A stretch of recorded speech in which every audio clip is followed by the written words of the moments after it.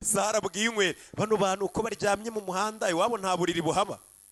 Ubuse disi tubashakire lodge. Umugabo ahise abyibagirwa koko. Nakubwiye ngo uyu mugabo afite ikirwara na amnesia. Arwaye abura ubwonko bwibutsa ariko by'igihe gito. Ni short term memory loss.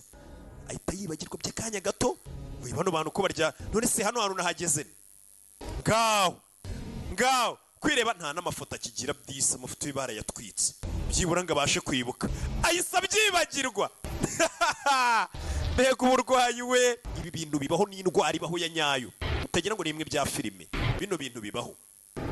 Bano bantu babaye iki? Biramucanga. Katurore yikomereza imbere. Akatanu akomeza imbere. Ntazi na hano hantu nahageze ntibuka n'inzira imucyura.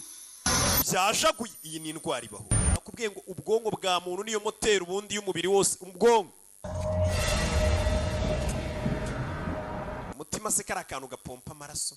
Ngo ngewe ngo numviye umutima wanjye. Umutima se ugira ubwenge. Ubwonko nibwo umuntu yumvira. Umutima ni akantu gusa kaba mu mubiri gatuma amaraso asirikira. Ntuzongere kugira ikintu nyeganyiza ukibagirwa ugasara. Impamvu usanga iyo mwanyweye ibintu byinshi ubona umuntu